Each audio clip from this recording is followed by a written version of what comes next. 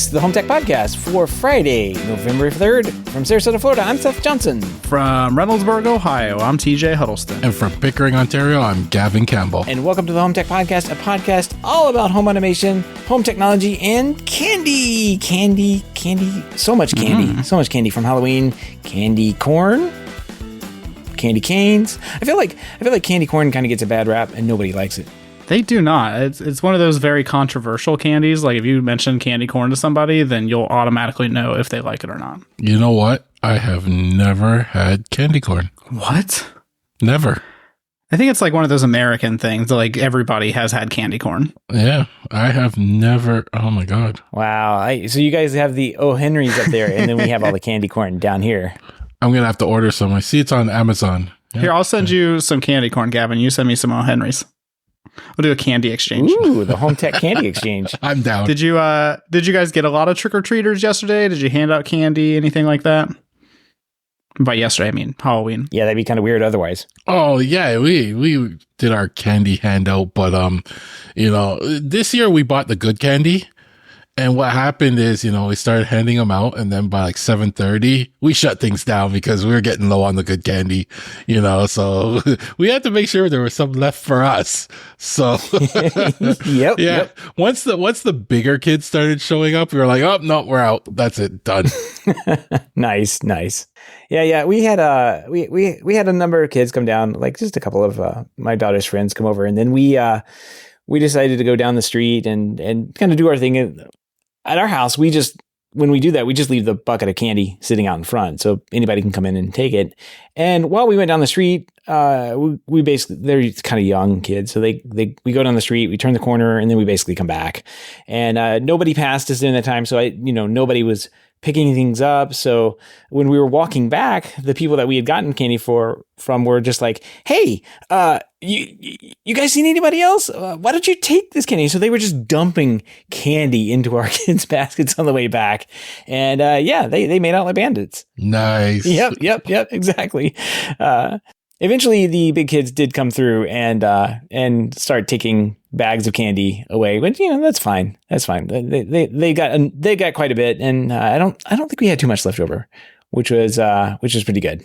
What was nice is though it was really nice here in Florida. It was nice and cool, and please don't. Yeah, what is cool? Because my definition of cool, what it was yesterday, is probably completely different.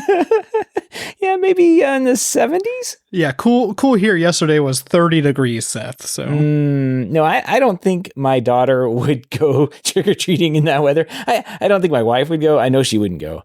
I don't know how long my daughter would last. Does your daughter know what it's like to be cold? She gets cold at school, maybe. Just too much AC, Wow. So chilly. Somebody needs to turn that up. Chilly. We have the humidity, so the humidity is what makes it chilly. Mm-hmm. It is nice though. Like I hate getting dressed up and walking in costumes or whatever. You get all hot and sweaty. It's nice when you can walk down the street and you're not sweating. Yeah, it's always a win in Florida when you're not soaked from walking outside. I decided to be the house with the big candy bars this year. So nice. We bought over 200 full-size candy bars. And it was in the 30s yesterday. And we've never had Halloween here. Obviously, we just bought the house this summer, so we weren't sure how many people to actually expect. And it really depended on who you asked. Like we talked to one person, and she was like, "Oh, you'll see over 200 kids." And I was like, "Oh my gosh!" But then other people we talked to were like, you'll see like 20 to 50." And I think it was more like the 50 to 100 range, which is still a lot of kids. Yeah, especially when it's very cold outside. And so it's the first time I've ever seen parents driving their kids around. There were several cars that stopped in front of our house, and either everybody got out and kind of walked around the neighborhood, or they literally just stopped at the house that they stopped in front of, got back in the car, and moved on to the next house. Wow. And I was thinking the whole time, I'm like, my parents would never have done that. What neighborhoods do you guys live in? You leave out your candy, your kids get driven around. If I left out my candy, the trash pandas would be in that so fast. Oh, the kids would 100% stole all the candy if we left it out. Yeah, in my neighborhood, we don't really have a lot of kids. I'll say yours is all old people, isn't it? Yeah, it's Florida, so it's all old people. What is nice is that a lot of the families I did talk to this year said that they were going to try trick-or-treating in the neighborhood because there's been some turnover in the homes, obviously. And they've started to see younger families moving into those homes. And so they were going to try it in their neighborhood, which is why like ours was there wasn't very many people there. It was kind of slow, and our kids they got all the candy. We got so much candy in there. Oh my gosh, so much candy. After trick or treating, we went home, put the kid to bed, and we stayed up watching a movie called It Follows. It's an older movie. I'm not sure. Sure if you've seen it or not, but it's kind of strange. It's like if an STD went psychotic. What? If a what was psychotic? An STD. Yeah, he did say what you thought he said. I was making sure that's what you said. Yeah, I wasn't sure at first. I just laughed. Yeah, it was an interesting movie. You'll have to check it out. Things happen. People die. Sounds contagious. Yeah, that's pretty much what happens, I guess. I don't know. You'll have to check it out. I'll put a link in the show notes if anybody wants to see that movie. All right. I think I'll pass on that one. Yeah, I mean, it wasn't great, but it was an okay movie, okay horror movie, I guess. Anyway, we let's move on to talking about home technologies, which we're all here for, and we do have a couple of HomeTech headlines this week. But one of the big things we have an interview lined up with Eric Hines from over at Inovelli. We've been sitting around thinking about doing the interview thing for a while, and TJ was nice enough to get this one lined up with Eric. So. What do you guys say we jump into the HomeTech headlines and then do an interview? Let's do it. All right. Well, Aqara has introduced a new smart home lock, the U200. It's a retrofittable solution for the European market, and probably head over here soon enough. And it can be easily retrofitted and attached onto the existing door lock to lock and unlock the door. The lock comes in two models, one powered by AA batteries and the other with rechargeable battery. And both models include a keypad that can unlock the door through code input, fingerprint, or NFC, probably cards or your phone or that kind of thing. Aqara is also working on adding support for Apple HomeKey, which is awesome. Yeah, Gavin, you pointed out two things here. First, Kickstarter, that's weird, huh? And second, this looks kind of like a SwitchBot copy, right? What do you think about this thing? Well, you just pointed it out. Like when I read this article, the first thing I noticed is Kickstarter. I'm like, why does Aqara need to go on Kickstarter?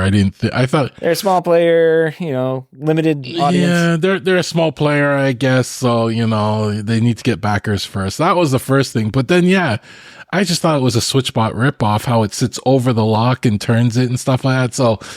Hopefully they're not gonna, get sued for it or something. Maybe they're just putting in markets where the patent isn't or something like that.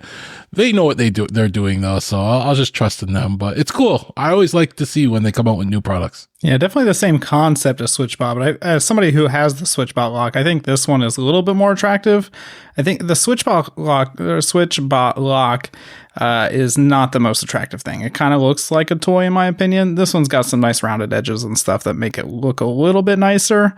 But I'm sure it's the same as that concept and everything. Yeah. Does the SwitchBot have the same keypad? It's a separate purchase. I don't remember exactly, but they sell like kits, so you can buy like the hub and the keypad and everything all at the same time. But I have the lock and the keypad. The keypad from SwitchBot also has a fingerprint sensor and NFC on it as well. So even the keypad was copied. Like that's just weird. What a shock! A Chinese company copying somebody else. Yeah, who would have predicted that would have ever happened? Yeah, I'm looking at it. It doesn't look like you can actually buy it yet on Kickstarter. It's just like sign up. So I think they're just kind of like.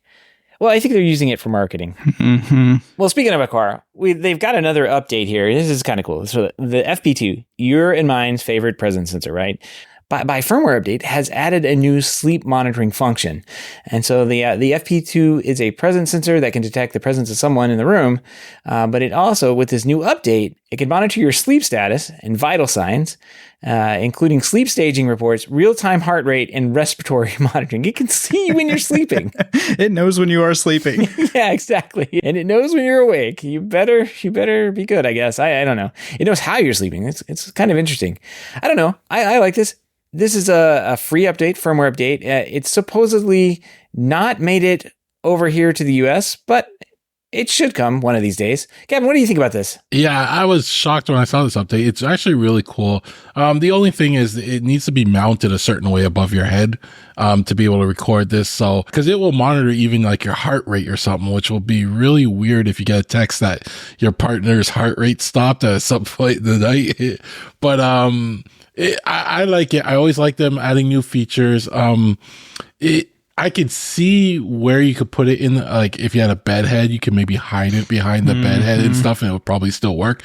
But once you have it mounted for this, I don't think it's going to work for other things. I think you lose other functionality. That's always been the thing with there. Like if you have the fall detection, set up, then you kind of lose not other functionality, but it doesn't work as well because of how you have to mount it and stuff like that. So something to keep in mind. You may need more than one, but I'm always amazed that the millimeter wave sensors could pick up things like your heart rate and stuff like that. Like that technology is it's amazing. It is kind of interesting that they want you to put this like on the wall instead of like on the ceiling. You think this would kind of just be like the fall detection where you just put it on top of the ceiling or on the ceiling and it just reads down, because like the little diagram they're showing you is like basically it has to be tilted down towards your chest. And I feel like that's such a small range. Yeah, it's got to be right there. Yeah. Yeah, and it's like, I don't know, it feels like it would be a lot of room for air, but... Yeah, it's like 3 feet. It's like, 1 meter, 3 feet, about 3 feet. But it's picking up your heartbeat, so, I mean, like, it's got to be close to pick something so minute up, so it's really cool. Yeah, and as I mentioned earlier, it is not available in U.S. or European markets, but I suspect once they get all their lawyer stuff put in there about it not being a health device or whatever, it'll be released over here. Hopefully, it's kind of cool. All right, let's move on here. One more quick thing from Aqara. This is kind of cool. Aqara has finally gotten what they're calling HomeKit room syncing. So it's also in a release of the app. What this is going to do is be able to sync the rooms back and forth between the Aqara app and HomeKit. And this is really weird, but once you set up one of these devices, you have to go in and you set your Aqara home, you put a room in, you add your device into that room on the Aqara app, and then you push that information over to HomeKit. Well, HomeKit doesn't know about this room that you added over in the Aqara app and vice versa. It just doesn't work that way. What this feature does is allows you to either sync from HomeKit or from the Aqara app. You can push the rooms in, keeps everything lined up. It's really great. It's a nice little comfort feature and really makes working with HomeKit and Aqara products a lot easier. That is a cool feature because it just eliminates you having to, like, some people like the interface of HomeKit more than the other things. So, if you're managing it with their app, but you use the HomeKit interface, now it's less work for you because it will do the rooms too. And when I saw this, I thought, the first thing I thought is possible. Great. Maybe I'll put a feature request in for Home Assistant to do the same thing, right? So I'm going to go look on their forum, see if anyone's requested this and submit a request, and we'll see where it goes. But that's a cool little feature. I know, like, I wish they could do that with the Amazon ecosystem too. I wish they could do this with a lot of systems. Yeah. I was actually looking at this with the Amazon one, and someone actually developed a script that you could run that would automatically do it. So it would run on GitHub server, and it would automatically sync them for you, right? And I was like, that's really cool. But then I also noticed this week or last week, the interface for the Amazon stuff went down. So you used to be able to go to alexa.amazon.com and access all your devices and stuff. But now it just gives you a QR code that sends you to the app. So I think that kind of broke that script now. So I don't know if that script, because you used to have to go and, yeah. So I wish more companies would allow this, though. The syncing of rooms just make it so much less work. Yeah. This is one of those things that's nice to have in the system. And, maybe one day it'll matter enough. Yeah. Okay. So, let's, that's my imperfect segue into the who matters this week. And, Habitat's going to matter this week. So I guess Habitat has announced, on their website that they are now releasing a new beta version featuring Matter integration. So if you want to join a public beta release, you can request for joining right there in your Habitat app, and you'll be brought in. You can add a device using Matter. Yeah, you just need to request access to the beta program. They'll add your hub to it, and I like. people are always bugging Habitat about this. You know, you don't really got to bug a company about this. You know, they're eventually going to add it, right? Like, and I knew this was eventually going to come. So it's good to see that it's finally out here. And, you know, with Matter 1.2, you know, now out. So it's probably got that too. Excited to see, you know, how well this works. The more companies that matter is the more that we all matter. Yep, absolutely. It will be nice to see more companies mattering. Congratulations, Habitat. You matter this week, and we're happy for you. So good job. Anyway, let's go ahead and jump into our interview here with Eric Hines of Inovelli. Eric was kind enough to sit down and talk shop with us a little bit about some of the things that, well, you know, the origins of Inovelli, where they came from, what they're doing these days. And then he also was able to chat about like what some exciting projects that they're doing on here in the future. So without further ado, let's talk to Eric Hines of Inovelli. All right, we have Eric here from Inovelli. Eric, thanks for joining us. Hey, good to be here, guys. Thanks for taking your time out today. We want to talk a little bit about Inovelli, what you guys are doing over there. The company as you started up. I know Jason and I talked to you a while back, like we were talking about before the show 2 years ago or so. Yeah, about 2 years, yeah. And I think things have changed a little bit. Just a little, yeah. Time. You guys are probably a little bit bigger of a company. You probably got a few more products, a few different products out there. But I guess let's just kind of like for everyone who hasn't heard that interview, let's like just kind of go back to the beginning and tell us a little bit about the founding and inspiration behind Inovelli. What motivated you guys to start up a company that focuses on smart lighting and home automation? Yeah, definitely. So it's actually a weird story, but I started off just having a home automation was my passion. I just really liked. Actually, surprisingly, I was talking to you earlier. You're down in Florida. I was down in Florida probably 2016 or so, and I thought, you know what? There's got to be a way I can like automate my thermostat. It's 2016. I mean, come on, the technology's there. We've got to figure out how to do this because I'm wasting so much money with my heating bill up in Michigan. And I stumbled across, I think it was Nest at the time, and just really delve into the whole like smart home industry and was like, got Wink, I got GE light bulbs, all this stuff, and just totally decked out my house and just really liked doing it. And it was really fun. I mean, and then at the time I worked for Kellogg, the cereal company up here, and they wanted me to go back to school for my MBA, and I went online for University of Miami, Florida, and they had me do a presentation on marketing. So how do you take like a company from X to Y, do a marketing plan on it? And so I did a plan on Wink at the time, and they should have used my marketing plan, but they never did. But anyway, as I was going through that, I was like, you know what? There's actually like a pretty big space for someone like a small company to kind of come in, disrupt the industry, because there's a lot of big players right now. I think there's like Philips, GE, and all those guys, and they did a great job. They still have a lot of great products, but there wasn't really a company that kind of really listened to, people that were everyday smart homeowners. And so as I was doing the research, I thought, you know what? I guess my background's in business and branding and marketing. Let's just see what happens. So I took a small loan and got on Alibaba and was like, there's got to be some cool products here. I know everyone's probably laughing because it's just like what you don't do initially, just take out a loan and go on Alibaba. But, I did and found some cool products. And luckily, one of the three products I found landed. And from there, I just kind of started Inovelli. I mean, and then from there, we just kind of grew it into a community-based smart home company. And yeah, it's grown and it's been a fun ride. So yeah, I guess that's kind of where it started. In terms of smart home lighting in general, I just stumbled on that too. I've always loved like Philips Hue and the colored lights and smart switches and stuff like that. And so, again, seeing the need for like something that's more than just like an on-off switch and putting all those cool like features into a switch, I thought that would be kind of cool. And turns out a lot of other people did too. So I think that's just kind of where we stuck in that niche and why we're here today. So yeah, could you share some of the key milestones and innovations that have set the company apart from others in the field? Sure. Yeah. So I think initially the first product that really took off was a smart plug. And at the time there was just like very basic ones that turned on and off. And what I found was there was one that was like a 2-channel smart plug. So that meant there was 2 smart outlets. Now looking back, you're like, well, that doesn't sound that exciting. But at the time, it was really cool. It's And big. Yeah. Yeah. and people were like, oh my gosh, not just one, but you can have 2 remote controlled smart plugs. And And it so was outdoors. the first one was indoor, but then it did transition into an outdoor one. So we had 2 of them, and so that was a huge milestone for us. We generated a lot of sales, and from there, we kind of moved into the light switch industry.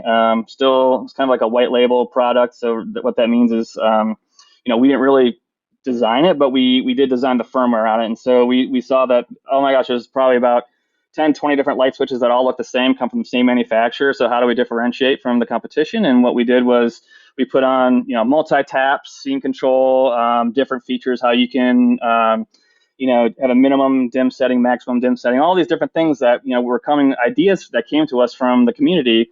And we threw it on a light switch. And so our switch became a lot different than the competition. And people started to realize, okay, well, we're getting the same exact price for a way better product. And so we started to build some momentum. And once we had enough money, we then decided to create our own product. And that was in 2019. So 2019, we launched our Generation 2, which has the one you're probably familiar with now, which has an LED bar on the side, a really long LED bar. And it's got notifications where you can light up if your garage door is left open at a certain time, motions detected, all these cool things. And we just continued to listen to the community and listen to and learn, like, all right, this is what people want, let's throw it on the switch. And we just kept throwing stuff on the switch, and it just became like 100 parameters on the switch, and it's insane. But yeah, 2019 I think was really where we made a name for ourselves, because we were more different than the competition in terms of our hardware and our firmware. And then now, similarly, we've 2020, they all kind of blur together, but 2020, No, you and me both. I think it's 2019 through 2021 or so, I think is when our Gen 2 launches, and we had a lot of momentum there. And then 2022 was when we launched our Blue Series, which is the current one that's out, which is a Zigbee product.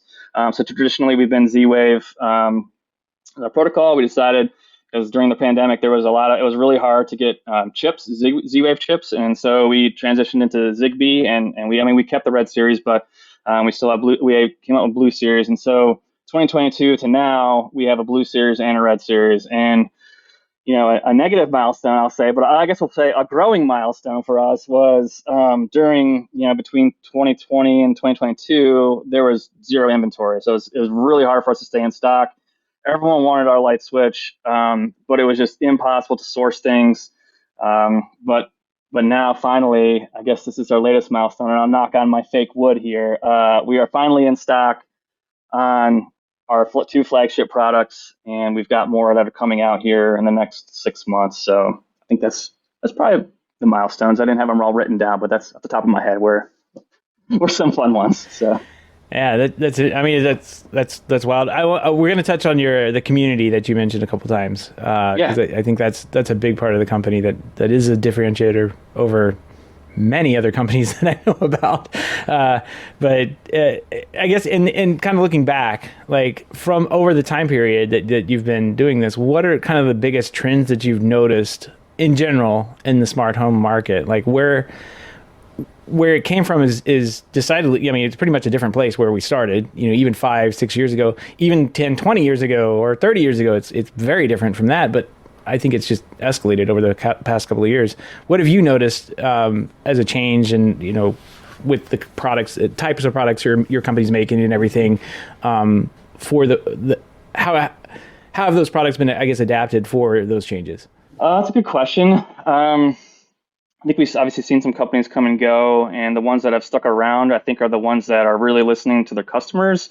Like, for example, you've got Home Assistant that, started off very similar, where, just kind of like this sounds like a good idea. Let's get some programmers together and make something cool, and has now grown into one of the largest, if not the largest, software company for home automation. And as you see, their community is huge as well. And they've really dialed in the user experience to make that go from something that like no one, except for like people that graduated with a computer science degree, could figure out, to now people like myself have, a shooting chance at figuring it out So you got people like that. Smart Things, same thing. I mean, it was one of those things where a group of people, I think it was a crowdfunding campaign initially that finally got bought out by Samsung, and now as you see, it's one of the most beautiful UIs that you've got, and that's all from community driven, and they've got a vision for something bigger than just a hub. I mean, you see it. Smart Things is now in my cell phone. It's in my refrigerator. It's everywhere. In my TV.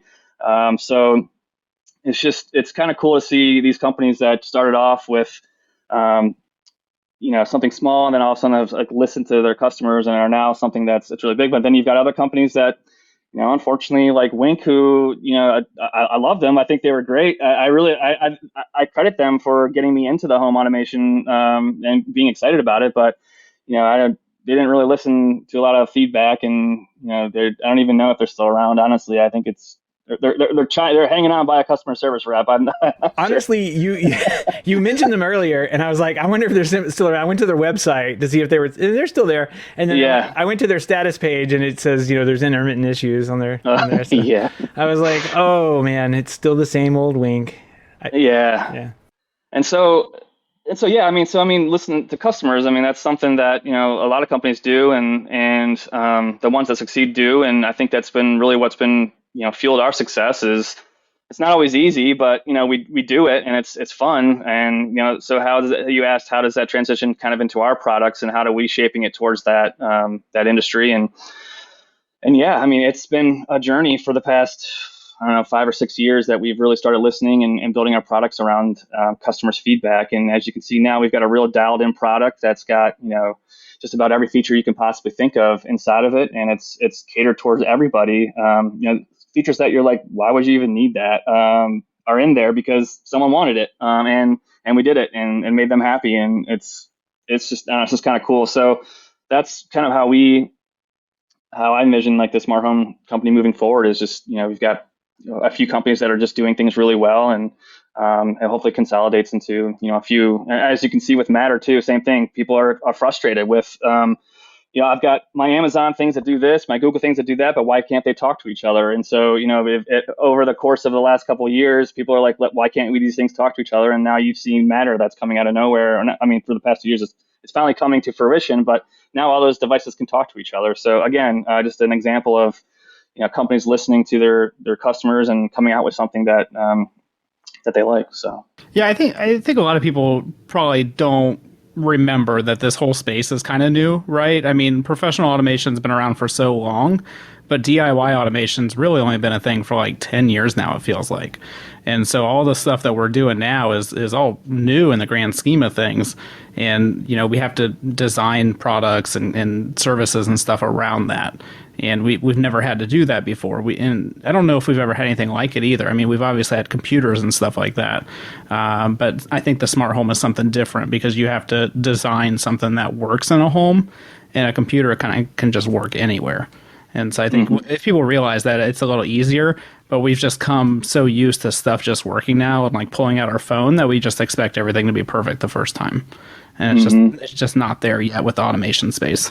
And it doesn't help that the devices you're trying to replace, the light switch, it's literally a mechanic thing that like touches two wires together. It's not a very complicated thing, and it always works when you go and touch the button. Like it has been around for 100 years, right?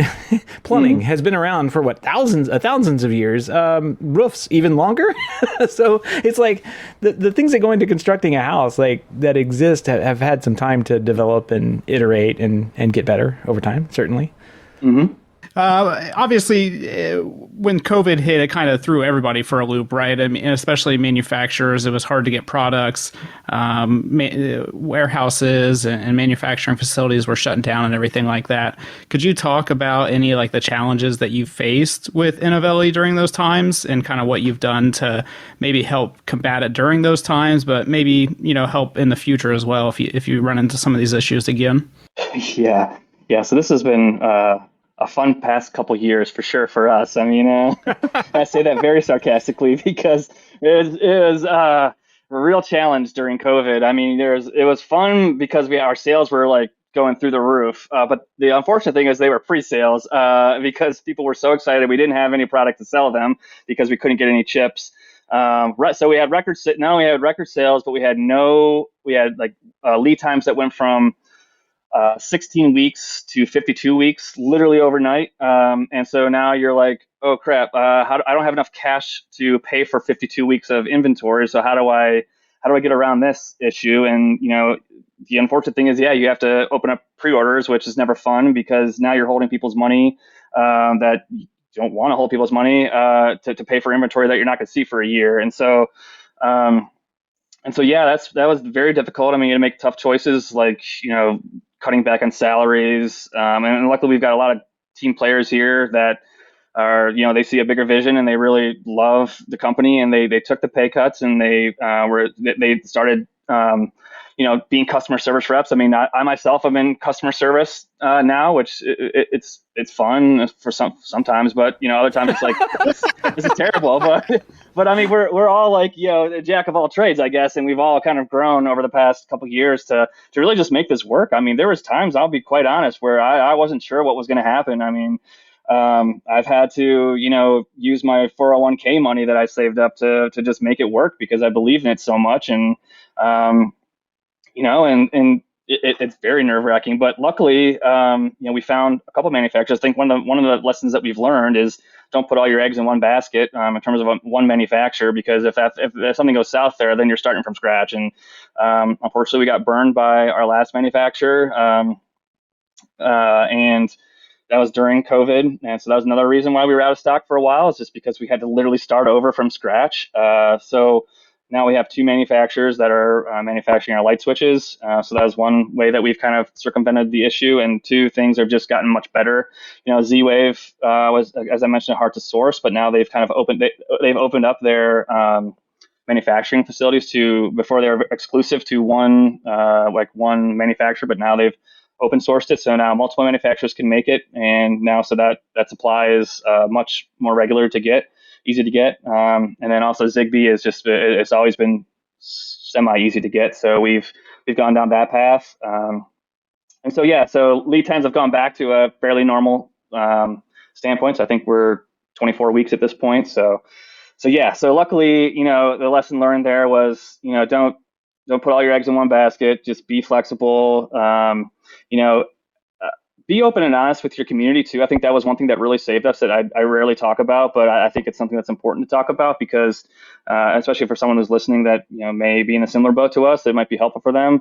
Is times are going to suck. I mean, there's times where it was very bad, and I was nervous about things, but we have a community that was there for us, and I was very open and honest about the challenges that we faced, and sometimes to the point where I was like, man, I don't know if I should have said that, but whatever. But the community stood by us, and they really rallied around us, and they kept us in there for those 2 years. My voice just cracked like a teenage boy, but I got pumped about it. It was exciting because these guys are great, and they really rallied around us, and like I said, it really kept us in there. So I think just being open and honest about your problems, and open and honest about your victories too. Like, hey, this is something that we did that was cool, and you guys were a main part of that as our success. So I think that's a long-winded way of saying the few ideas that can get you through those times.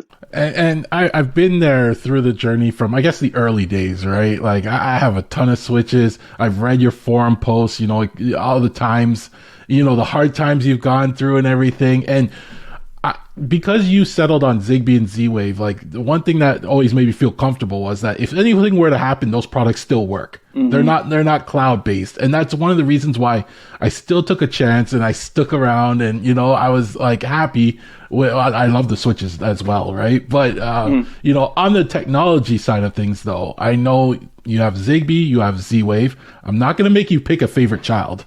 Right. But, for somebody new that's looking at their switches, can you explain like some of the differences between the two, if they're very similar, or, which one they should maybe consider over the other? Yeah, I get this question all the time, and it is like picking a child.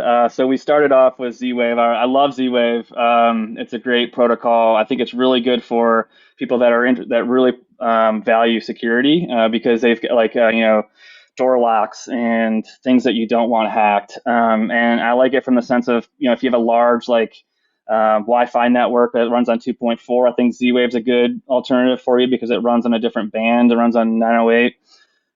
So in that sense, it's really good. But I will say I really love Zigbee. And the reason I know, hey, you're wearing blue, so you Yeah, yeah. gotta represent Zigbee. I like Zigbee, and here's the reason why I like Zigbee. It's because I'm a huge Philips Hue fan. I mean, I won't be shy in admitting that. I really love their products, and they're all Zigbee based.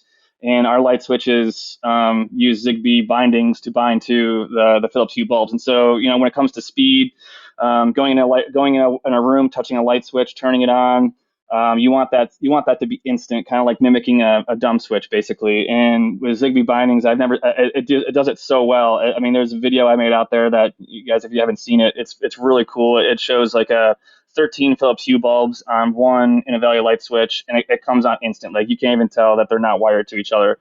Um, and so what I tell people is if you really value like security, if you really want something if you really have a huge network that runs on 2.4 and you want something that's not going to interfere with that, go Z-Wave. I mean, it's a protocol that's been around forever. They do a really good job with, and like you said, Gavin, like if someone goes out of business, it's interoperable, so it can work with all the different name brands that run Z-Wave. But if you're into something that's like, if you're really big into Hue, or if you're really big into, other products that, because Zigbee has way more product lines than Z-Wave does. So there's a lot of different brands that run on Zigbee. Then I would say go with Zigbee if that's what you're looking into. But both of them are fairly similar. I mean, if you compare our red series to our blue series, all the parameters and everything are exactly the same.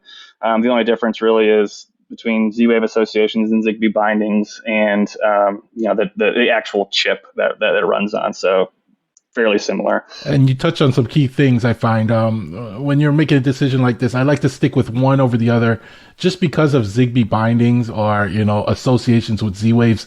The speed there is like ridiculous when you associate two devices. They still work even if the controller's dead, right? Like, yeah, so I love that. So that's usually what my decisions are based off of. Mm-hmm. And Z-Wave actually too, I forgot to mention this. They came out with that long range, which is going to be a game changer. I mean, it is on our switches now, but it's up to the hubs to really support that.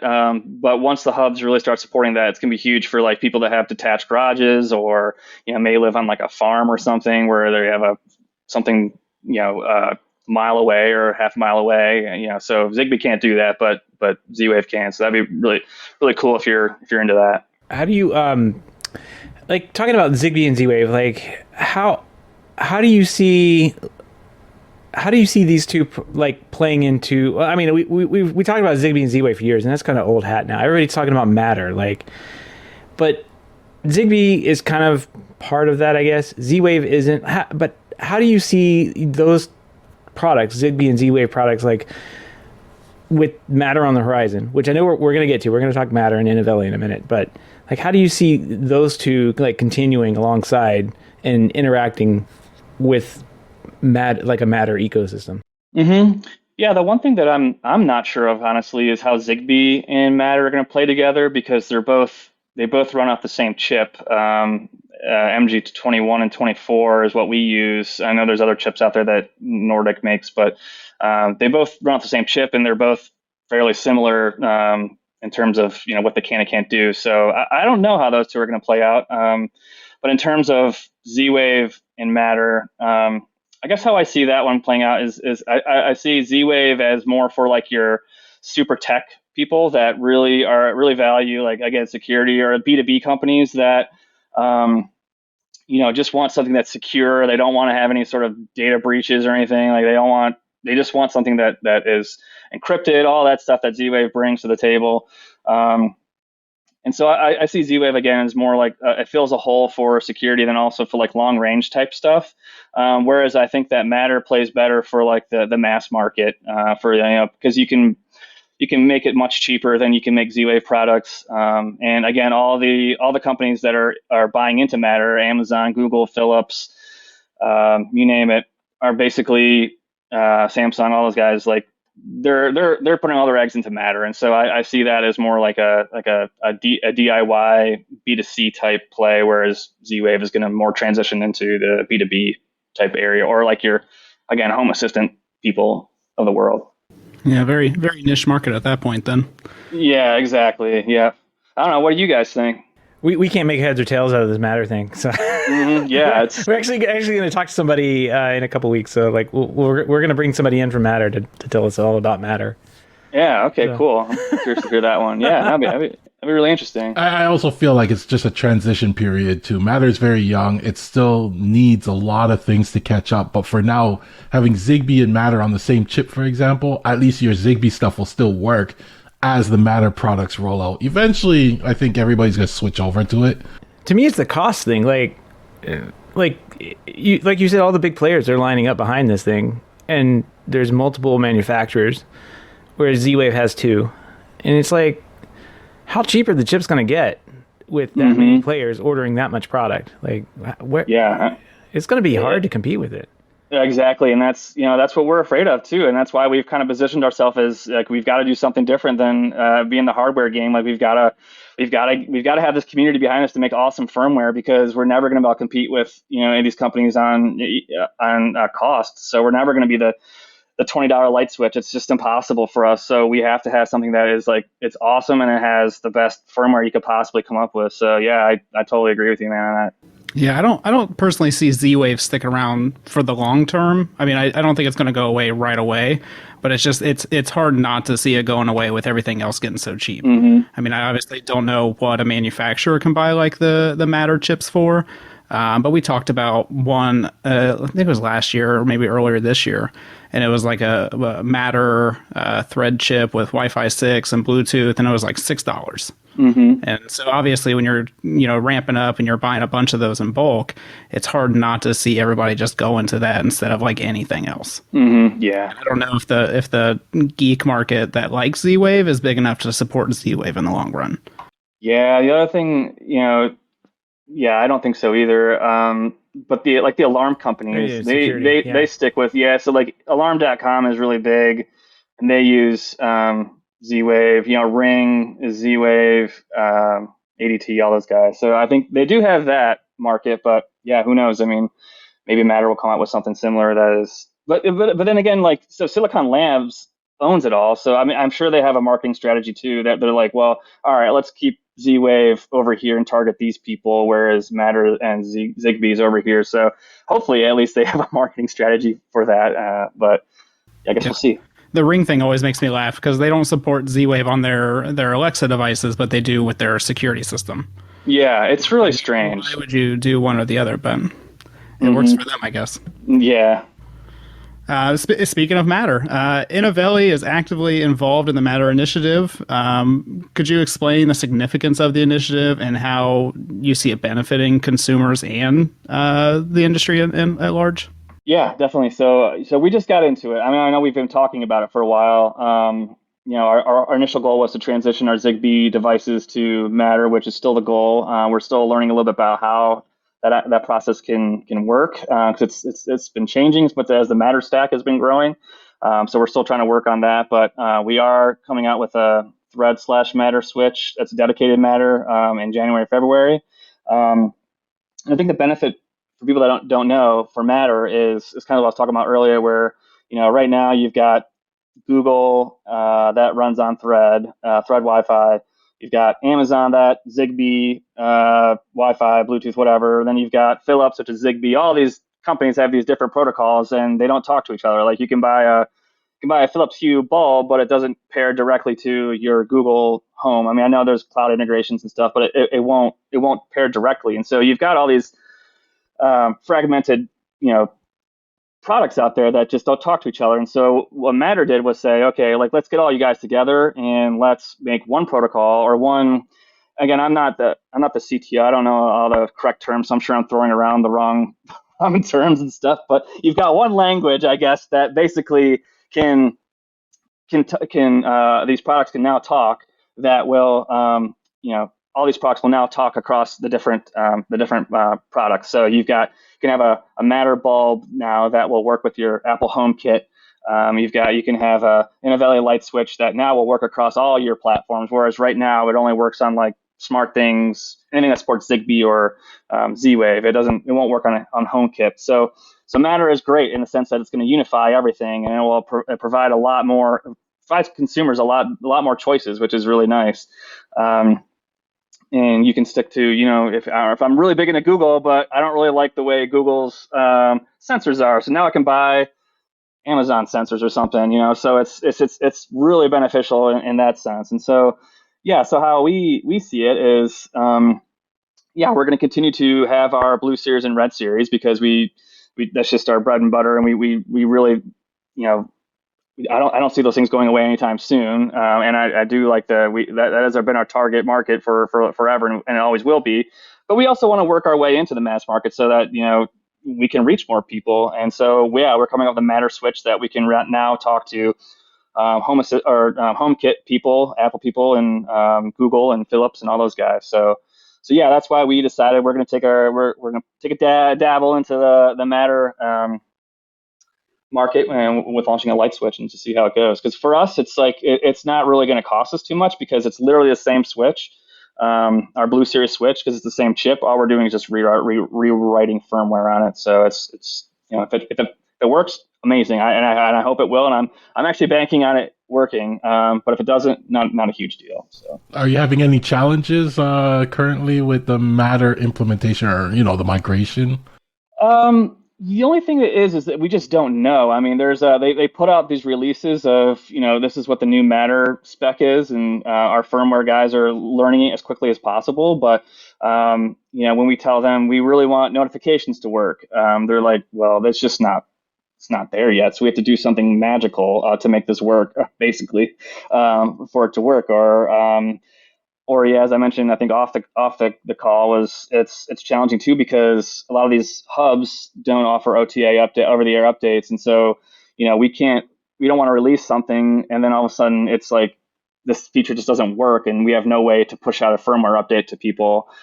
So we're kind of playing it by ear, and that's kind of the challenge that we face right now is we just don't know what we should put on the light switch, other than obviously the basics but we also, like as I mentioned earlier too, like we need to differentiate ourselves. So it's a challenge. So you don't want to just put out an on-off dimmer switch because everyone can do that. We got to put something special on it. So yeah, I think that's the biggest roadblock we have right now. But I feel like that's for everybody because like we talked about all of these manufacturers. We've talked about for a while all these manufacturers wanting to participate in Matter, but if you look at like the slow rollout, if you will, of a standards body and how long it takes them to make a decision on like they just released 1.2 and we were making fun of it last week. I guess we were making fun of it in our own special way. All the time. Yeah. That they had washer support for washers, but not dryers. And it's like, nice. It's like, I guess the dryers didn't come out of some committee somewhere or something. I don't know. Yeah. But it's from like a manufacturer point of view or a startup's point of view. It's like, I got to sell this product. I got to get moving. I can't wait on a standards body to come up with something. And like, you have to do something. You just have to like ship your product either with or without support and then maybe hope to support it one day down the road. I mean, I guess it'll get there one day, but it's just, I see the innovation or the still happening on the edges where it's a little outside of the that particular project. Yeah, and the thing that I'm hopeful for is, with Z-Wave, it can be difficult sometimes. Actually not Z-Wave. They do a great job actually with standardization. But with Zigbee, it's tough because you've got some hub manufacturers that they write their own version of Zigbee, and so like people are like, why doesn't my stuff work with this hub? And they're like, well, because they didn't follow the spec or whatever. That's why it doesn't work. But it looks like it's an us problem, but it's really not. And it's just hard to navigate that. So what I'm hoping is like Matter solves that for everyone. Everyone, like those big companies really do. There's no like this is Matter, my version of Matter. I hope there's just like one literal like 1.2 like you mentioned. I'm hoping that like literally all those companies follow that so that we can have an easy transition and it works across all platforms. Because again, it's so difficult when one hub platform updates something and then all of a sudden now your light switch doesn't work with it because they updated something weird. So yeah, hopefully hopefully they just all kind of play in the sandbox together. Do you see Matter opening up any other product categories for Inovelli? Like, is there something that you've been maybe eyeballing, or that you're like, this would be a really good idea, but Matter kind of fits it better than maybe Zigbee or Z-Wave? No, I hadn't really thought about that, but it'd be interesting to see. There was something that someone was talking about. I wish I could remember. He shared with me the idea, but I think for us, the lesson that we learned too pre-pandemic was to not spread ourselves too thin. Because I mean, we had like, smart plugs, sensors, bulbs, light strips, like all of these things, and then all of a sudden we're like, well, crap, this is just way too much to manage.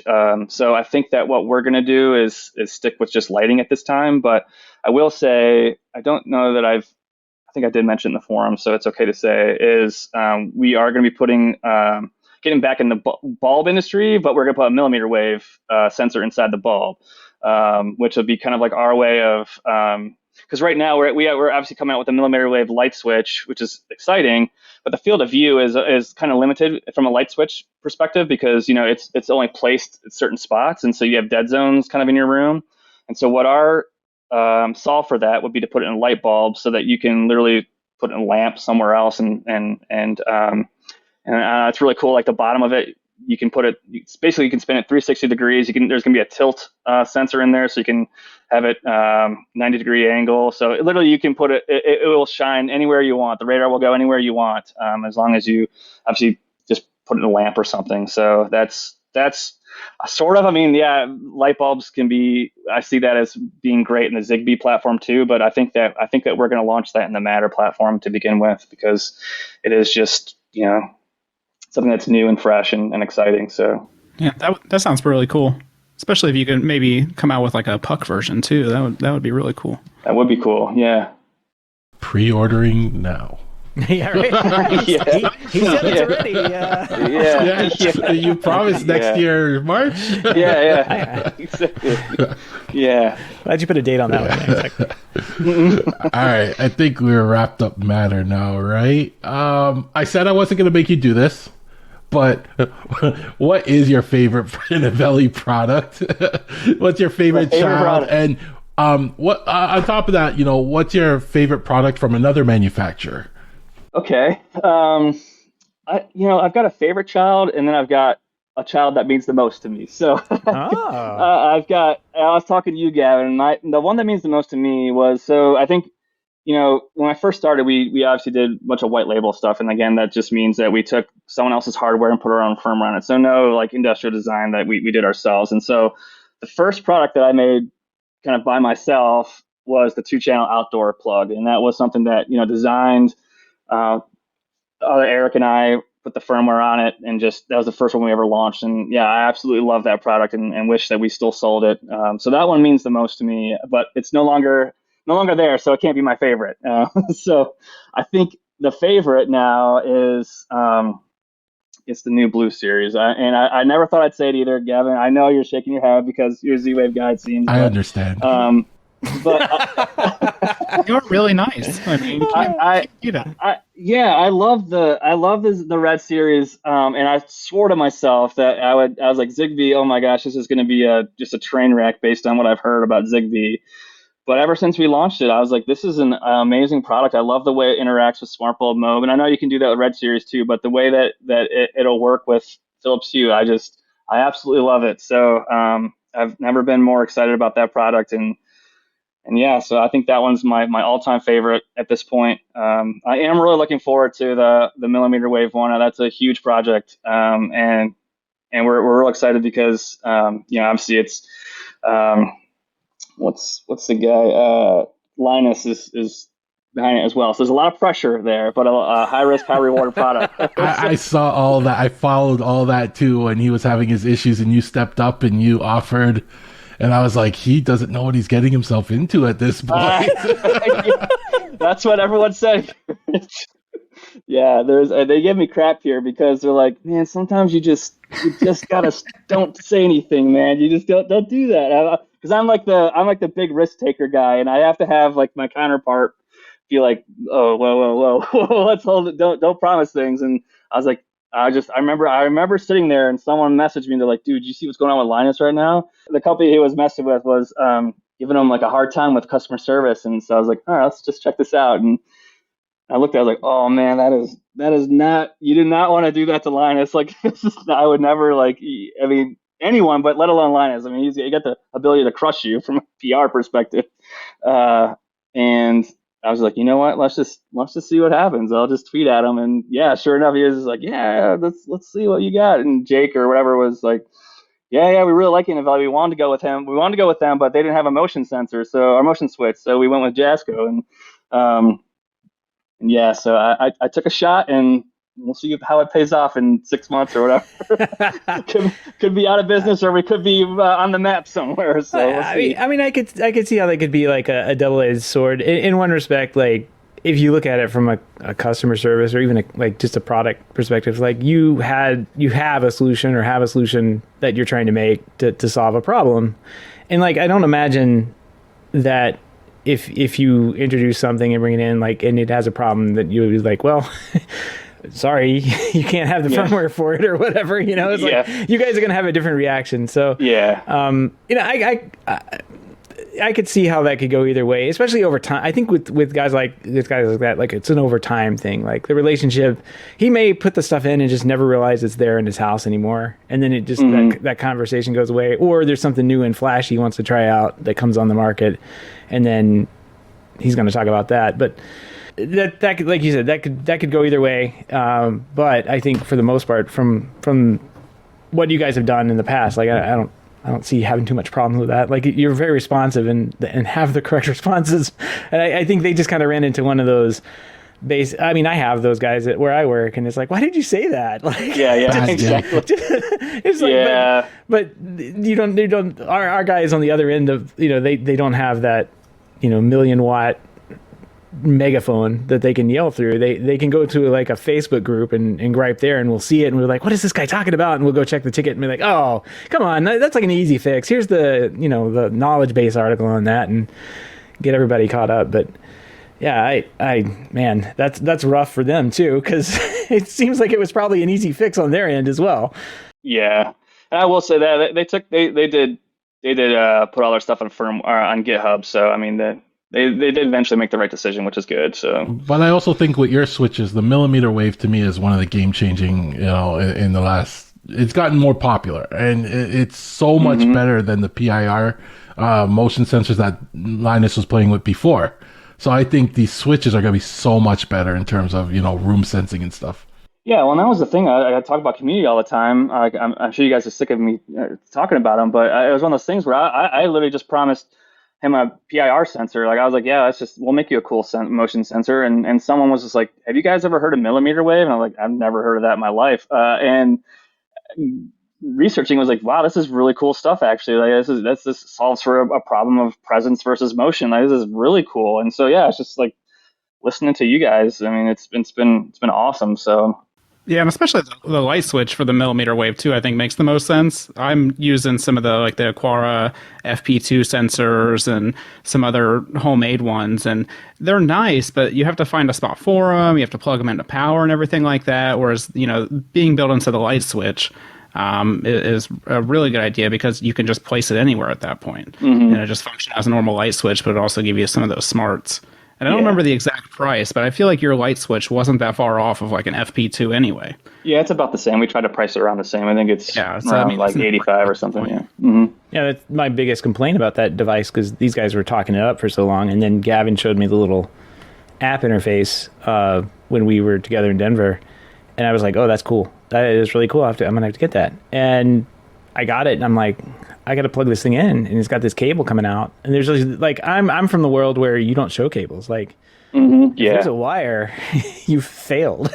You don't see any wires in my industry. And so, like, to have 10 feet of USB-C cable laying down the side of a wall, like, I get it. Like, okay, if it's temporary, I would do that in the past, but like, I've got to hide that. I've got to put it somewhere else, and there's just no option there. So having it built into a switch or a device like a light bulb inside the room, that's a great idea. Yeah, I'm excited to see those come into play. Yeah, me too.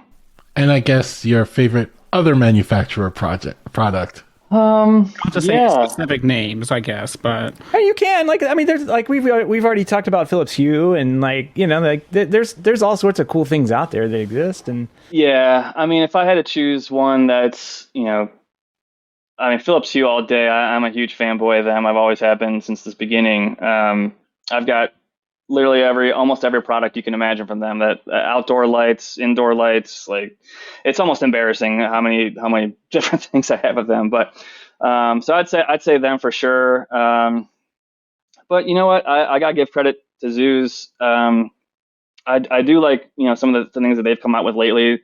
They've always been really quick to come out with new technology. So they've I will say we came up with the first 800 series. I finally beat them coming out with the 800 series light switch, because they're always ahead of me, and it makes me so mad because I'm like, how do they get it so fast? But we were the first ones. I will say that for the light switch, but they've always come out with really cool products. They're very similar to us, where they listen to their customers, and so I have a lot of respect for that team over there and their light switches. I think they've got like an entire lineup. Honestly, it's for a lot less money too, which is nice for people that are kind of on a budget and looking to save a few dollars. So I would highly recommend those guys. So I will give them some props. That's a good choice. Yeah. yeah, don't tell anybody, but I have a combination of Zoos and Inovelli in my house, so It's okay. I will let it slide. room for everybody. Yeah, exactly. For our listeners who want to learn more about Inovelli smart devices and lighting solutions, what's the best way for them to connect with you guys and to learn more? Yeah, a couple ways. Obviously, our website, Inovelli.com, Inoveli.com. And then I'd say probably, for someone that's really just wants us to learn a little bit, kind of interact with people, our community is really, really good too. So community.inovelli.com would be those two places where I'd check out. Well, Eric, I want to thank you for joining us on the show and sitting down and chatting with us for a little bit here. Where can people find where can people find Inovelli products to purchase? I know you mentioned a couple of different places before we started talking that may not be from your website, but like where would you send people? Yeah, so obviously Amazon is a good place to start. Our website, and then outside of our website, we have two distributors. One in America is zwaveproducts.com, and then in Canada, it's RTech. Gavin, is it AARTech or is it just RTech? I don't know. AARTech. When I read it in my head, I say AAR Tech. So it all comes down to however you want to do it. Yeah, so we'll call it RTech. Double A and then RTIC, I think is how you spell it. So, but they're up in for our Canadian friends. So that would be where I would go. We'll put it in the show notes. So there are no misspellings that way. Okay, sounds good. Yeah. Do you know if there's any kind of promos or anything coming up with the holiday season on those markets, or is that just kind of open to whatever the reseller's doing? Oh, for those guys, yeah, I'm not sure what they're doing. We will have one. Okay.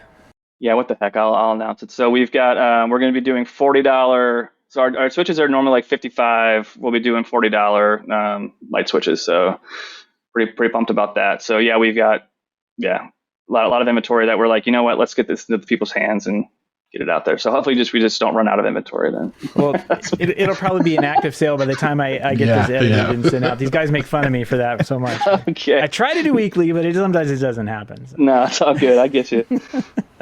Well, Eric, thanks so much for your time. We do appreciate you coming on and sharing all this information about Inovelli, what you guys are doing with the product today, the new products, and the Matter, and all this good stuff. If somebody wanted to reach out specifically to you and touch base with you, where would you suggest they go?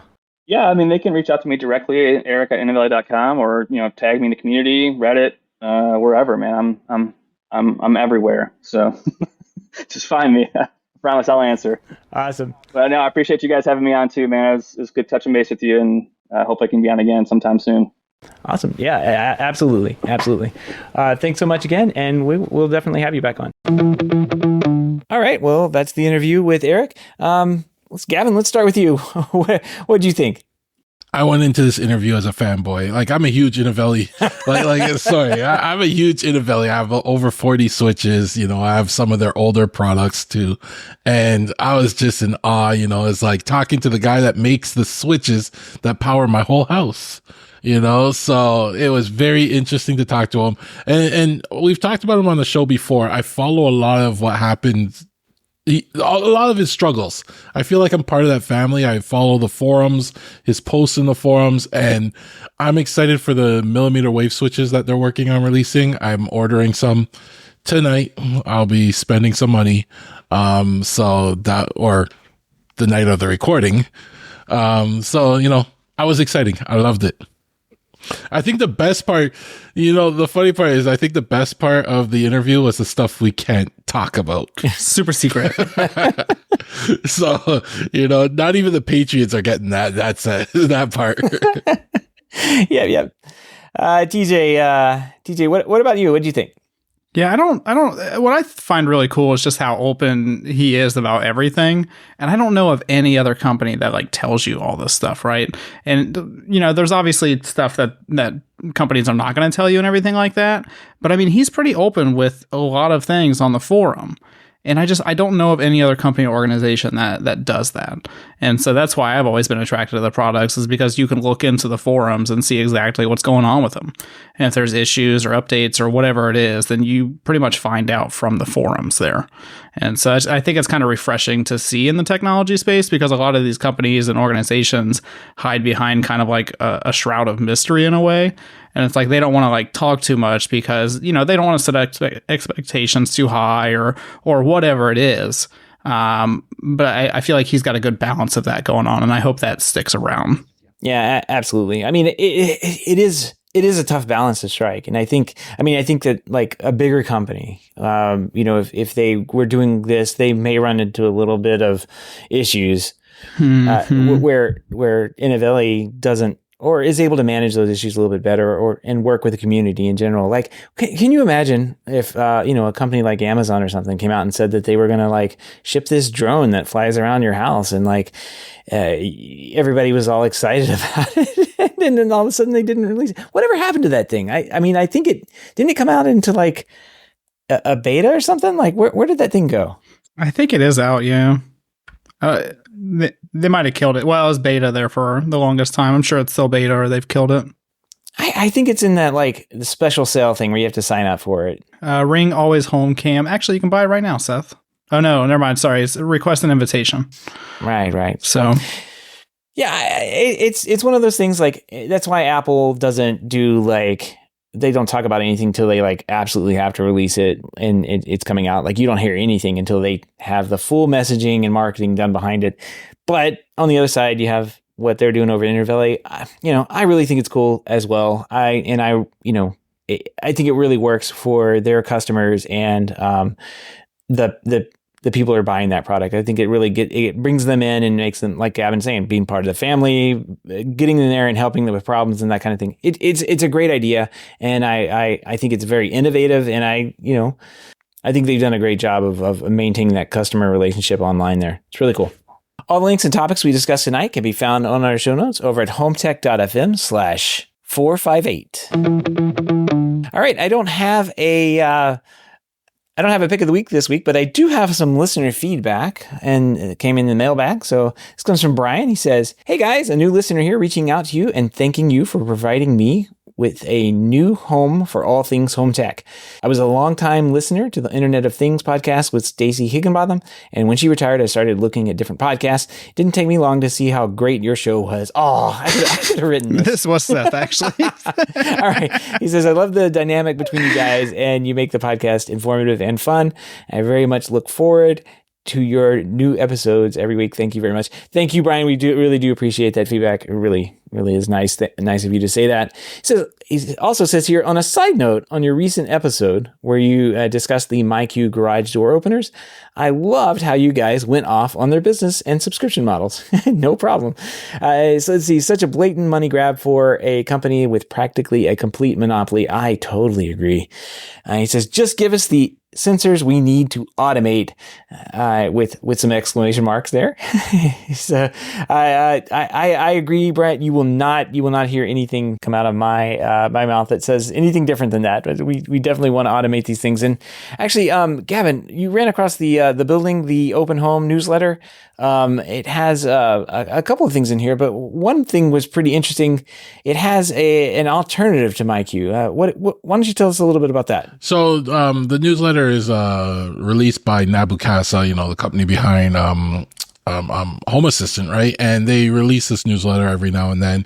This one's called Building the Open Home, and they cover a lot of what's happening in the open home space and stuff like that. But in this newsletter, with the MyQ outcry from everybody in the forums, like there's people very upset. Yeah, pretty much everyone. They actually gave a link to another product called Rat GDO as a MyQ alternative. So a lot of people have been ordering this. It actually looks pretty cool. It's an ESP32 board, right? But it looks like you could just wire it straight in line with your sensors and the garage door opener, and it will automatically import the sensor or add the sensors, and it will control your door, and it's built in a way that integrates with like Home Assistant easily. The installation looks so easy. You're not even running wires. You're just connecting wires, right? Yeah. It just loops in and out. Yeah. And it's all screw terminals, no soldering or anything like that. So if you're looking for an alternative, I'd give this a look. I don't know what shipping or the cost or any of that stuff is off the top of my head, but I have a feel. I wouldn't be surprised if they're like backed up by now, because once they get mentioned like this, I'm pretty sure a lot of people ordered it. Yeah, I think on their website they say that the board itself is like $30, and the complete board with installation kit, it looks like some wires and everything, that's $42. So not bad. But it is a very, very DIY looking thing. It's just a circuit board with some wires hanging off of it. I just wish it had a case, but I mean, that's something you can 3D print, or you could buy a project case and put it in. I'll say just make it at $60 and give it a case with it. Bam. Yeah, it would be great. It'd be great. I don't know. I kind of want to get my hands on one of these and see how it works and test it out. It's really cool. It's a great find. And if anybody has experience with this, let us know. It's really cool. I really think I'm going to have to check this out. It looks like a pretty cool product. So, if you've got any feedback, questions, comments, picks of the week, or great ideas for a show, give us a shout. Our email address is feedback@HomeTech.fm, or you can visit HomeTech.fm/feedback and fill out the online form. All right, we got projects updates. Well, first up, we've got a Home Assistant updates, which means, it's 2023.11 has been released, which means I'm going to turn around here and press update while Gavin tells us what's new in 2023.11. Oh no, this was released this week.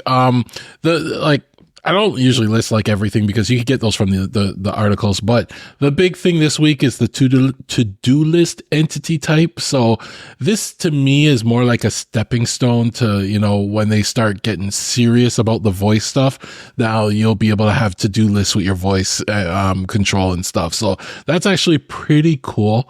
They have tile card updates, ESP home updates, and Matter 1.2 is now supported in this version. The cool thing they did mention too is they actually mentioned that a number of vendors actually test their Matter products with Home Assistant.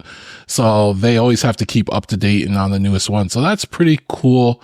So update today. One of the things I noticed after I did the update, whole bunch of new entity sensors on a lot of my products. So all my, Inovelli switches, for example, coincidentally got event entities now, which is really cool because you use those entities, you can use them in automation. So if you like double click down or double click up or any of that stuff, you can use the event instead of before you used to have, it was a little more difficult before. Now it's much easier because you have an entity that you can monitor.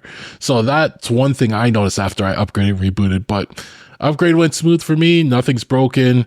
Go update today. Yep, it looks like a pretty solid update. And one of the things that I think that's neat in here is the energy dashboard has a new calendar picker where you can pick the date out. So that's kind of nice. I'm just kind of flipping through the notes as you were talking there, and while my system's updating in the background. But yeah, that's kind of nice because used to I think you could pick like the week or the month or whatever, and you can kind of set like what the start range was. But this will actually just a new calendar picker, so it's kind of nice. All right, well, let's move into our project updates here. Gavin, you've got a bunch of different projects here. So what's going on? Oh man, it's been another one of those busy weeks. First, a public announcement, if you're a user of Alarmo, be careful with the latest updates to that. This week they gave an update, and I update as usual, but then at like 4:00 in the morning, oopsies, my alarm started going off when we let the dog out and woke up the whole house. And I was like, I wasn't sure what was going on, but it caused a panic. And then by the time I got up the next morning, there was another update where they apparently said, yeah, there was a bug in that update, so make sure you update again. That's why. Yeah. Okay, well, it's fixed now, so if you're going to update your Alarmo, they fixed it, but, keep that in mind. Anytime you update Alarmo, you might want to just test it and make sure that, sensors that shouldn't be triggered don't trigger, because it's not nice at 4:00 in the morning when lights turn on and alarms go blaring and, yeah, it was, I paid for that one later. Yeah, I heard about it later. I was playing around again. I was trying to get the Home Assistant voice satellite working on an ESP32, wiring in a microphone. I just can't get that thing working. I was touched base with a YouTuber that released a few videos. He's working on a video for doing it with an ESP32. So I'm waiting on that video, but he did mention to me that there were a couple bugs that made it not work. So he's waiting on Home Assistant to fix it now. So I was kind of frustrated because I was like, I spent so much time and it could be that bug in Home Assistant that I gotta wait to get fixed. So yeah, I don't know how people get it working with their ESP32, but I learned a lot about ESP Home and ESP32s over this. So I can't really complain, right? My soldering skills got a little better. So, I'm kind of happy still. So that was another project. I just want to give an update on my printer. It's not working again. Throwing that. I know people like to hear about my printer updates. Yeah.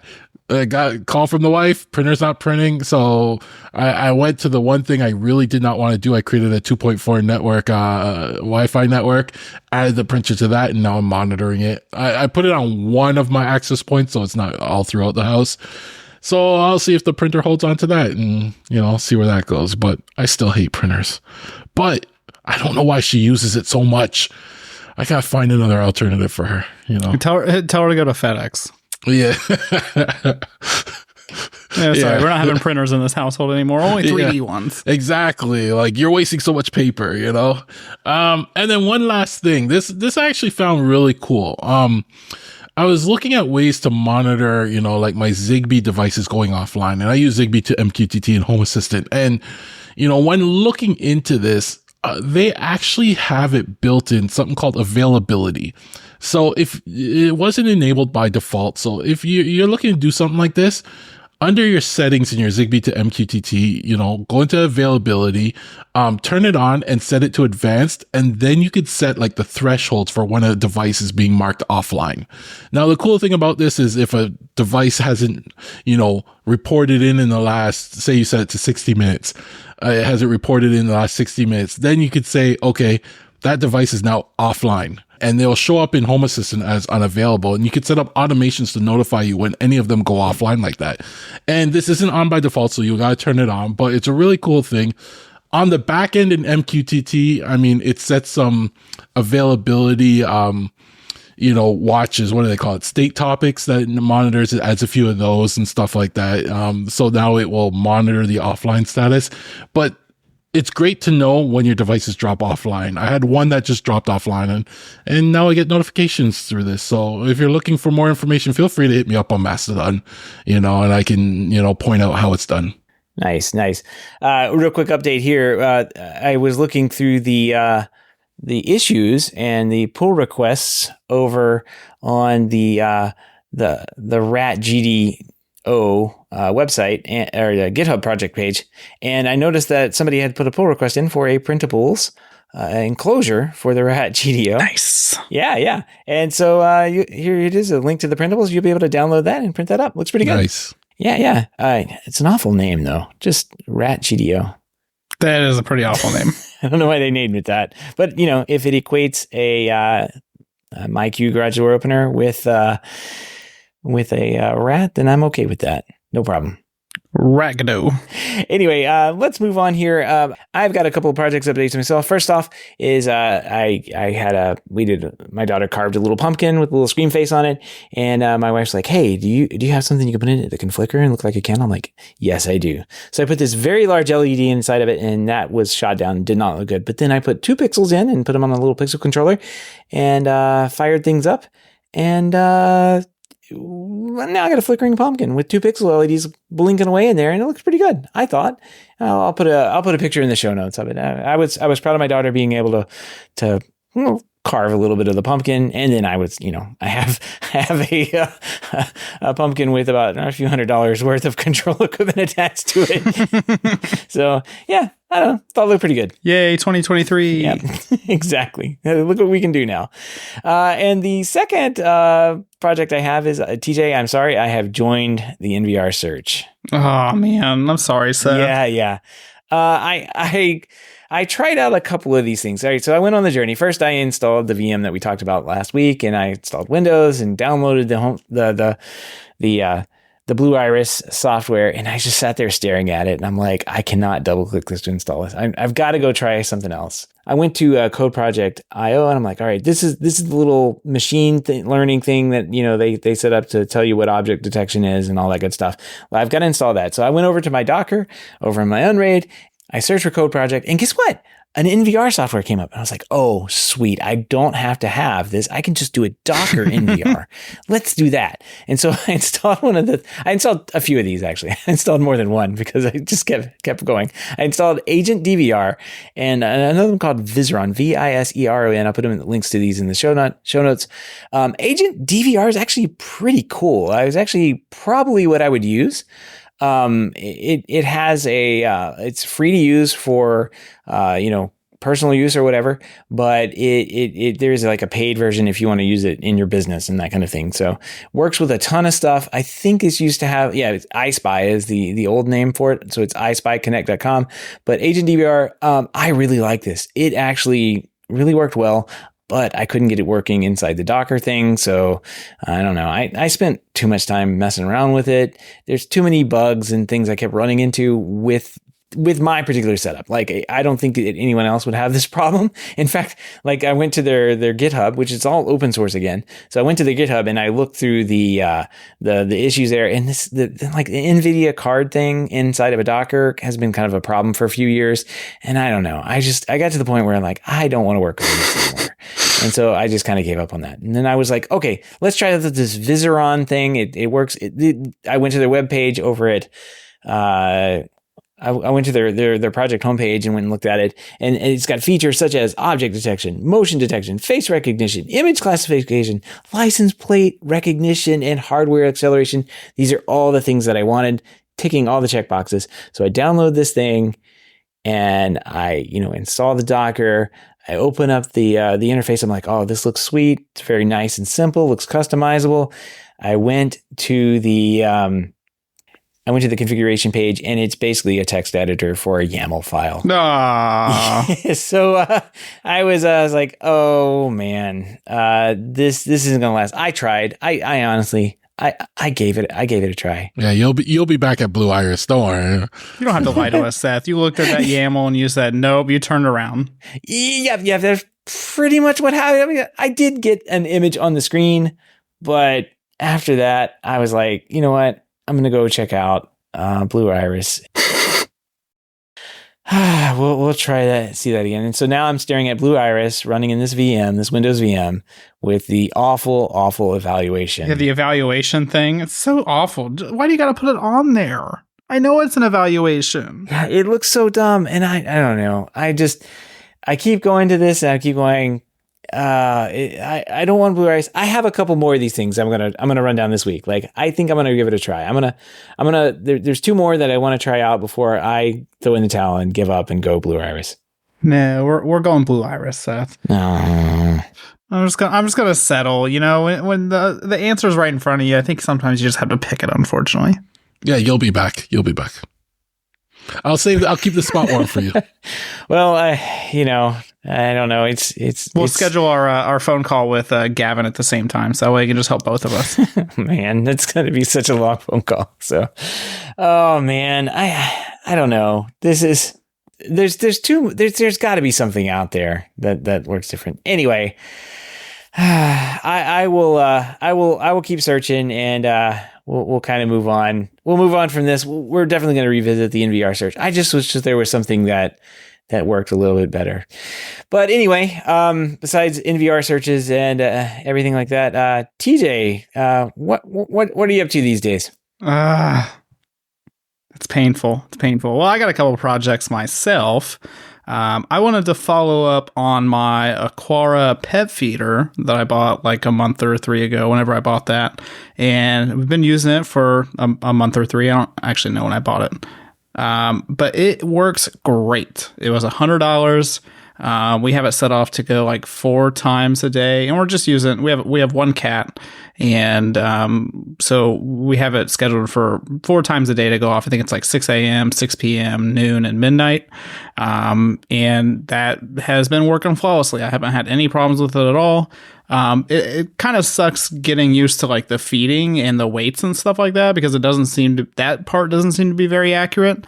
And so I spent the past couple weeks like refining actually how much food the cat gets every time that it goes off. But other than that, like, it works great with Home Assistant. I didn't have to do anything janky with firmware or YAML or anything to like make it work. It natively worked. So if you're looking for a dry pet food feeder for a smaller dog or cat, I think this is a great investment for $100 because you can tie it in with an automation system. Yeah, and you use your Aquara pet feeder to tell you when the show is about to start and when you have to sit down to record, right? Yeah, I did. It goes off at 6 o'clock. So when I heard it go off, I was like, oh, well, where are we not starting right now? Yep. That's what triggers us to record. Is your cat trained that it knows now what times it's going to release some food at all? Yeah, but there's always a little like residual food in there, and that's part of the whole like trying to time it right and get the feedings and stuff right. So when it was first going off, she was like super excited and she would run right to it. But now she's just like, yeah, whatever.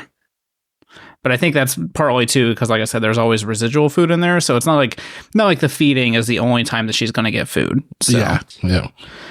Always a little bit of food left in there. I also bought another piece of smart home technology. We have I think what's often called a 3 seasons room, but it really depends on which part of the country you're in, what people call it. But it's basically a room that I feel like mimics the outside temperature of whatever the outside temperature is. And so there's not traditionally like heating or cooling in the room unless you put like a fan or air conditioner or something in there. And so we have one of these rooms. We just call it the den because 3 seasons room is way too complicated. But it's basically the same temperature as whatever it is outside. And that's fine most of the time. But if you want to actually like use it in the wintertime when it's 30 degrees like it has been, it gets very cold. And so you have to, put on a blanket or make some hot chocolate, and you can't just hang out there. And so we have a space heater that we've had for years. It works great. I think it's a Lasco brand. But I was looking at ways to automate it. And I know that Bond, which I have in the house, can automate it. But the problem is I didn't have the remote for it. And so I had to spend like $30 on a remote, and it's like a universal remote. And who knows if I would have been able to actually program it with Bond. And so I got started on the look for a smart heater. And I didn't really expect much when I looked into this because I was like, well, it's definitely going to be a thing. Like somebody's definitely made a Wi-Fi smart heater. But if it was like a reputable brand, like it was my thing. And turns out Govee makes a smart heater. And I didn't know before this. Like I knew Govee made like lights and stuff like that. But have any of you looked at Govee's website recently? Oh yeah, they've got all sorts of stuff in there. All sorts of stuff. There's all kind. They have they have a smart fan. They have a smart tabletop ice maker. They have underglow lights for your car. Like they're basically the Aquara of like smart home technology in the United States, even though they're both based in China. But I just got this Govee smart heater. I think I got it yesterday. So I haven't had much time to play with it yet. But it's really cool. You can adjust the temperature right from the app. Anything that you can do with the smart heater, you can do with the app. And so you can set like, low, medium, or high. You can set the temperature. It's got this little like LED at the bottom of it. So I presume it's so that you know it's on. And you can change the color of the LED light because why not? But my favorite thing is that you can actually set up on a schedule to turn on and off. And so I get up, every morning around 6 o'clock, and I like to have some coffee and work on the laptop in the den. And so I have it automatically come on in the morning at like 5:45 in the morning. And by the time I actually get up and moving around and stuff, the den is nice and heated up, and I can hang out there without putting a bunch of blankets on. Nice. So for $100, I think it's like normally $130. There's like a $30 coupon right now. So for $100, I highly recommend this product so far. I don't think you can tie it in with Home Assistant, though. I feel like there is a way, but it's not like a native way. You have to do some YAML code, which I'm not going to do. Yeah, I do think that there's like a... I have some of their lights, and I do think they had like a local API that you could use. Yeah, I don't think it technically includes like the heater or the fan and stuff like that, but there is a workaround. Like somebody posted on the Home Assistant forum how to do it. I'm just lazy, so I'm not going to do them. This is I did not know this about Govee. Look at all the stuff they have. So much random stuff. Yeah, they have the grilling thermometers, a rice cooker, ice maker, Yeah, I'm looking at the Govee Life Smart Rice Cooker right now for $79, and it's got you can get a Govee Glide Hexalite panels 10-pack with your rice cooker. With your rice cooker, that makes sense. Yeah, I'm looking at all these products they have, and it makes me feel like it's a because we can type of company. Yeah. I mean, it makes sense though. Like somebody's going to want these products like me, so yeah. Like, well, we're the only ones that make the smart rice cookers. I want to know when we need to make more ice. The ice maker is like confusing to me because I think one of the examples is like they want you, or like I wake up at 6 o'clock and I want ice to be ready when I'm awake, and it's like, well, doesn't like a normal ice maker just always have ice in it? It's always on. And I've had a portable countertop ice maker before, and we just left it on all the time. So I'm not sure why I need to schedule ice being made, but I guess maybe you do. You always just leave mine on. You should get some of these Fast and Furious lights. I'm thinking about getting them for my van, Seth. Just show up to a job site and be like, whoa. Just get a loud subwoofer sound system. Yeah. Couple other things I got going on. At Cedia, I ran into a new company, or at least new to me. They are called Island Router. And they make a router for the professional space. But it's kind of cool. It looks like a combination of like maybe a more professional router and like Firewalla, for example. So it's got it's got an app support, so you can do everything straight from the app. You can set up like different content filterings and user profiles and all that kind of stuff that you kind of like to do with like Eero and Orbi and all the other ones. One of the really cool features about it though is it's got, I forget, they have a specific name for it. But they have this technology built into this thing where you plug it into the existing network and it learns all of the IP addresses and everything. And when it gets done learning, you just unplug the other router and it automatically sets up the IP addresses for you. Like a migration assistant. Yeah, but it won't do like the port forwarding and stuff, which kind of makes sense. But like if you're going into, like, you're a professional, you're doing a lot of networking and stuff, one of the more annoying things about it is like going into somebody's existing network and figuring out their IP scheme and figuring out what needs to be set as static or whatever. And this kind of takes the guesswork out of that. And so I have a demo unit. I haven't got to play with it yet, but it looks really nice. It is kind of priced a little high. I think like MSRP is like $1,300 on it. But you know, does it have like an access point? It does not. It is literally just a router. Okay, but there's no subscription with it, which I really like, and just ease of use. Interesting. So. And this company's supposedly been around. They give me like a whole history of the company, and the company's been around for like 50 years or something obnoxious. So hopefully that means that they can make good products. Yeah, that's pretty much it. I'm working on a couple house projects. I'm extending our bedroom closet and a couple other things, but nothing else tech right now, minus the whole NVR search.